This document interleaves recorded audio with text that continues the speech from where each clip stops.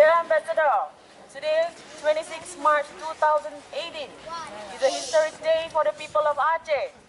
Over 100 Achenese diaspora in Europe have gathered here in the City of Peace, The Hague, to commemorate the 145th anniversary of the Dutch declaration of war against the sovereign independent state of Aceh. That was 26 March 1873. For hundreds of years before the arrival of European powers in Southeast Asia, and for many centuries thereafter, Aceh remained an internationally recognized independent sovereign state, the country of the world. Nation without election or any kind of consultation with the people of Aceh.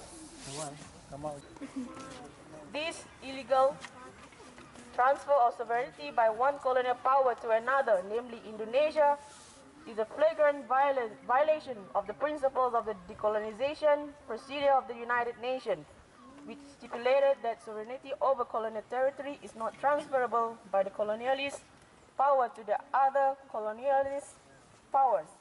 UN Resolution 1514 XV. In this case, Holland must return Aceh to the Achenese, not to Indonesia. Soon after the establishment Free Aceh movement, 4th December 1976, Indonesian forces conducted military operation against the relatively peaceful movement.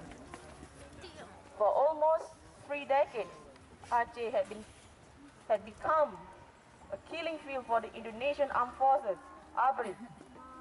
And between 1989 to 1998, Aceh was then declared as a military operational area, DOM, and ruled by the Reign of Terror. The atrocities perpetrated through these years have no equal in the history of Aceh fighting against any colonial powers in the past. Arbitrary arrest, extrajudicial killings, routine torture, and disappearances of thousands of civilians had become commonplace. This military operation continued unabated with the same intensity and brutality. And then martial law was imposed between May 2003 till May 2004. And other reign of terror was again in progress until Aceh was devastated by the Indian Ocean deadly tsunami on the Boxing Day of 2004. This natural disaster, coupled with a prolonged war, had brought the warring parties, the Republic of Indonesia and the Free Aceh Movement (GAM), signed a peace deal known as Memorandum of Understanding (MOU) in Helsinki, Finland. One of the many provisions in the MOU is the establishment of 2 human rights institutions, Human Rights Court (HRC) and Trust and Reconciliation Commission (TRC). The Regional House of Representatives enacted by a bylaw with regard to TRC on 31st December 2013. But Human Rights Watch stated that the violation in Aceh were too serious to be addressed only by the Truth Commission, which cannot impose criminal penalties. States have an obligation under international law to prosecute serious abuses of human rights and war crimes.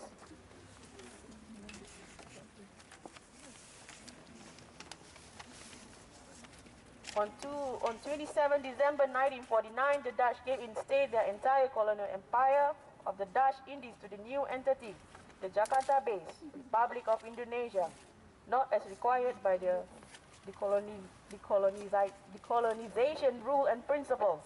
Thus, Indonesia became the only successor state to the colonial empire of Dutch East Indies, with a territory as large as continental Europe, from Moscow to Lisbon. There is no getting away from the fact that a successor state of a colonial empire is also a colonial empire by definition. It is also a cardinal principle of international law that the legitimacy of a state's control over a territory depends on how acquired that territory. The right of Aceh to be restored as an independent state again is further affirmed by the UNESCO.